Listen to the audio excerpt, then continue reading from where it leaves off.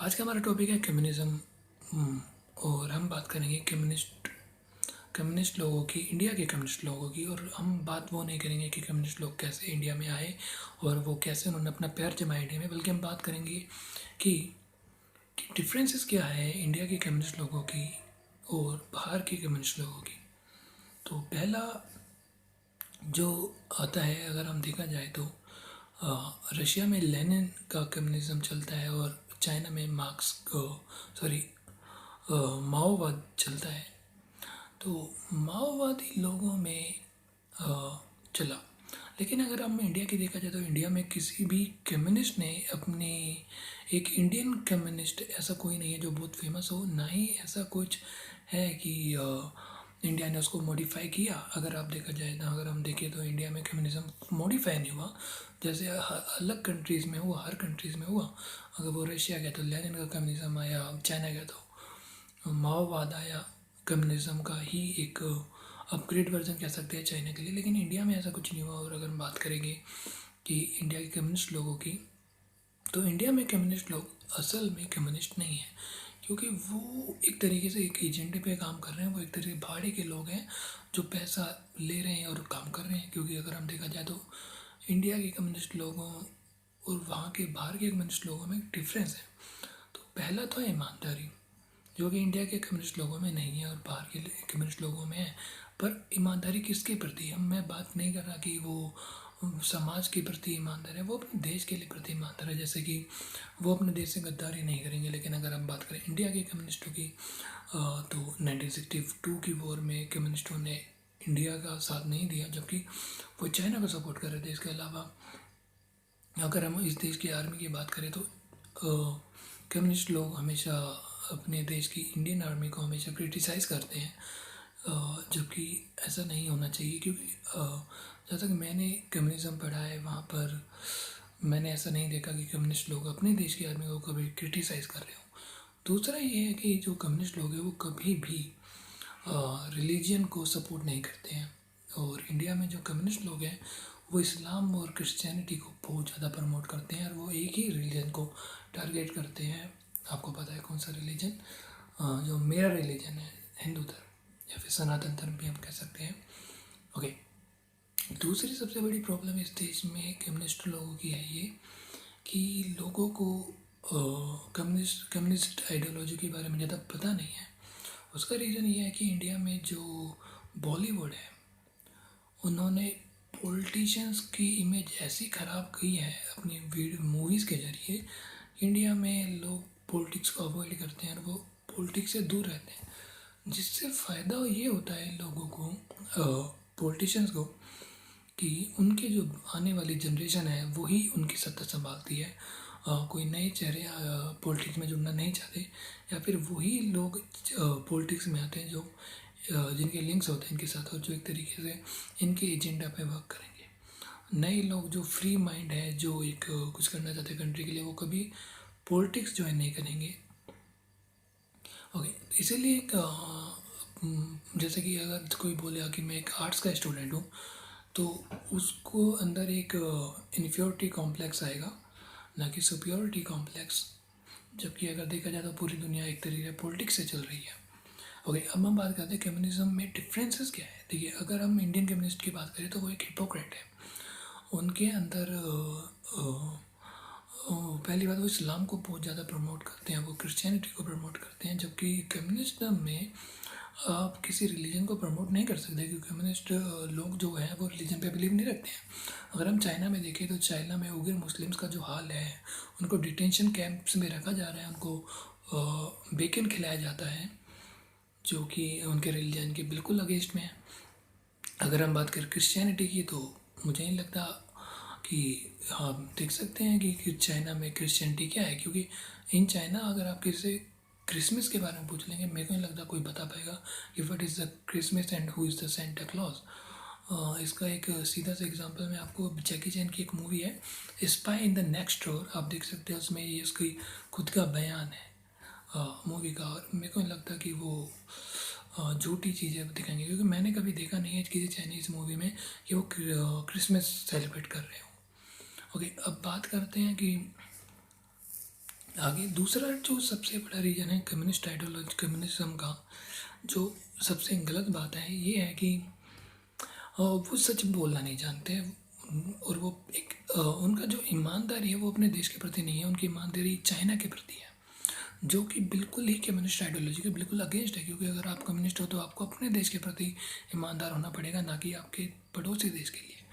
तो मैंने नहीं देखा कि चाइना का कोई कम्युनिस्ट है जो अमेरिका के लिए काम कर रहा है, मैंने नहीं देखा कि रशिया का कोई कम्युनिस्ट है जो अमेरिका के लिए काम कर रहा है या यूके के लिए काम कर रहा है, या चाइना का कोई कम्युनिस्ट है जो जापान या साउथ कोरिया के लिए काम कर रहा है। तो अगर हम देखे जाएं तो वियतनाम हो गया, लाओस हो गया और क्यूबा है जो बाकी की कम्युनिस्ट कंट्रीज़ हैं, और नॉर्थ कोरिया में इसमें शामिल है। लेकिन नॉर्थ कोरिया एक तरीके से में डिक्टेटरशिप है और कम्युनिज्म और डिक्टेटरशिप में थोड़ा सा फर्क है। ओके, अब अगर हम बात करेंगे कि आंदोलनों की, तो कम्युनिस्ट पार्टी ऑफ इंडिया के जो आंदोलन है वो बिल्कुल सेंसलेस हैं उनके। अगर हम देखा जाए कि अभी किसान आंदोलन में कम्युनिस्ट पार्टी खूब बढ़ चढ़ कर का हिस्सा ले रही है, लेकिन अगर हम देखा जाए तो ये जो बिल हैं वो फार्मर्स के बिल्कुल फेवर में है। क्योंकि अगर हम देखें तो सिर्फ और सिर्फ पंजाब के ही किसान हैं जो इसमें अड़चन पैदा कर रहे हैं, और वो भी सिर्फ बहुत ही छोटे नंबर पर, ऐसा नहीं है कि बहुत ज़्यादा है, वो नहीं है। ओके, इसके अलावा अगर हम देखे जाए तो जो भी इलेक्शंस अभी लास्ट एक ईयर में हुए हैं सारे के सारे ऑलमोस्ट इन्होंने बीजेपी ने जीते हैं। तो मुझे नहीं लगता कि इस किसान के बिल से किसी को आपत्ति है, इस रियल किसान को तो नहीं है may be.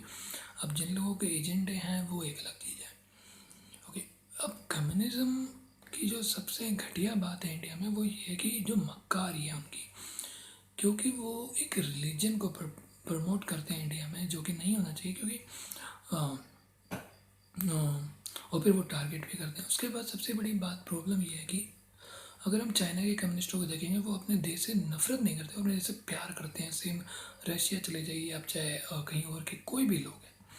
But Indian communist is the only communist जो अपने देश को तोड़ना चाहते हैं और चाहते हैं कि उनका देश तबाह हो जाए, और कैसे भी करके चाइना पूरे इंडिया पे कब्जा कर ले या चाइना किसी और देश पे टेरिटरी को कब्जा में ले ले। मतलब एक तरफ तो चाइना के कम्युनिस्ट विस्तारवाद की नीति अपनाते हैं कि हम किसी किसी तरीके से दूसरी कंट्री के टेरिटरी को अपनी बना लें, और एक इंडियन कम्युनिस्ट हैं जो चाहते हैं कि इंडिया की टेरिटरी कैसे भी चाइना के पास चल जाए। तो मैं वो कैसे रियल कम्युनिस्ट कैसे बोल दूँ, मतलब कैसे कम्युनिस्ट हो आप जो कि अपनी कंट्री के खिलाफ हो। तो चाहे देखो, दूसरी एक बात और जो सबसे फनी है कम्युनिज्म की और इंडिया के कम्युनिस्टों की, कि ओनली इंडिया के कम्युनिस्ट ऐसे हैं जो चाहते हैं, वो बताते हैं लोगों को कि डेमोक्रेसी कैसे चलनी चाहिए।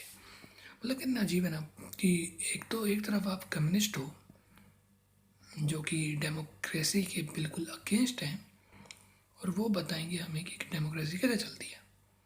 और सबसे बड़ी बात वो कहते हैं फ्रीडम ऑफ स्पीच की बात करते हैं, फ्रीडम ऑफ एक्सप्रेशन की बात करते हैं, फ्रीडम ऑफ राइट्स की बात करते हैं। तो अगर हम देखा जाए तो चाइना में कितनी फ्रीडम है, जीरो।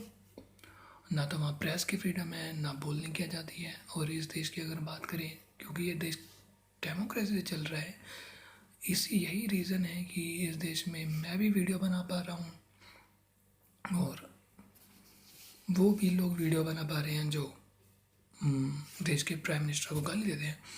अच्छा, अब एक और बात, जैक मा मिसिंग है। जैक मा मिसिंग है चाइना की कंट्री का सबसे बड़ा आई थिंक अमीर इंसान। लेकिन क्या इस पर कोई सवाल आ रहा है? क्या इंडियन मीडिया ने अब तक इस सवाल को थोड़ा सा भी उठाया है या नहीं उठाया, और उठाएगी भी नहीं, उसको हम साइड में रखते हैं। हाँ देखिए, चाइना में जो कम्युनिस्ट लोग हैं और इंडिया में जो कम्युनिस्ट लोग हैं उसमें ज़मीन आसमान का अंतर है। और में सबसे पहला अंतर ये है कि जो इंडिया के जो कम्युनिस्ट हैं वो कभी भी इंडिया की तरक्की नहीं दे सकते, और जो चाइना के कम्युनिस्ट है वो कैसे भी करके पूरी दुनिया को, वो चाहेंगे कि पूरी दुनिया में चाइना ही एक तरफा राज करे। जो कि दो मतलब आइडियोलॉजी सेम है लेकिन लेकिन आइडियोलॉजी विपरीत भी है एक दूसरे के। मतलब देखिए ना कि अगर हम बात करें डेमोक्रेसी की, तो डेमोक्रेट्स हैं जो इंडिया में, जो कि डेमोक्रेसी में बिलीव करते हैं, या जो लोग अमेरिका में डेमोक्रेसी में बिलीव करते हैं, जो फ्रांस में डेमोक्रेसी में बिलीव रखते हैं, उन सबकी सोच सीधी सी सिंपल है कि वो अपने देश का तरक्की चाहते हैं। वो चाहते हैं कैपिटल, जो चाहते हैं कि इंडिया या फ्रांस या अमेरिका तरक्की करे। वो नहीं चाहेंगे कि कोई और कंट्री आके उस कंट्री पे कब्जा करे, मतलब। लेकिन इंडिया में जो कम्युनिस्ट हैं, वो सिर्फ और सिर्फ उनका एक ही मकसद है कि by hook or by crook China occupied the land of India, but that's not like it's very senseless man, like अगर हम बात करें कि कैसे है ये, मतलब उनकी जो सोच है वो इतनी मीनिंगलेस कैसे है। हाँ, वीडियो कुछ ज़्यादा लंबा हो जाएगा, किसी और वीडियो में हम और बात करेंगे खुलकर, क्योंकि हम आगे कम्युनिज्म पे इसका जो पार्ट 2 मैं बनाऊंगा उसमें थोड़ी और डिटेल दूंगा। ये तो सिर्फ एक तरीके से छोटी सी ब्रीफ थी जो मैंने आपको दी कि बस क्या कम्युनिस्ट आइडियोलॉजी डिफरेंसेस क्या है, वो भी सिर्फ मोटा मोटा, और जो बाकी की डिटेल स्टैटिक्स के साथ मैं अगली बार अब वीडियो में आऊँगा, जिसमें मैं काफ़ी सारे न्यूज़ आपको बताऊँगा कि कब कब कैसे कैसे कम्युनिस्ट लोगों ने इंडिया का साथ नहीं दिया। और मैं बात इंडिया के कम्युनिस्ट लोगों की कर रहा हूँ, ना कि चाइना के कम्युनिस्ट लोगों की, ठीक है। तो लेकिन एक सवाल मैं आपके लिए पूछता हूँ। देखिए, आप कोई सी भी आइडियोलॉजी अपनाते हो, चाहे या आप कोई से भी धर्म से ताल्लुक़ रखते हो, लेकिन क्या आप ऐसा चाहेंगे कि कोई दूसरी कंट्री आके आपके कंट्री पे ऑक्यूपाई करे, हाँ या ना? और दूसरी चीज़, दूसरा क्वेश्चन, एक क्वेश्चन और मैं पूछना चाहूँगा कि ऐसा क्यों है कि कम्युनिस्ट हैं जो चाइना के, वो विस्तारवाद की नीति पे काम कर रहे हैं, और इंडिया के कम्युनिस्ट हैं वो चाहते हैं कि इंडिया टूट जाए। ये दो कितनी अजीब बातें हैं, इस पे ज़रा सोचना और मुझे इसका जवाब देना अगर आपको पास हो तो। धन्यवाद।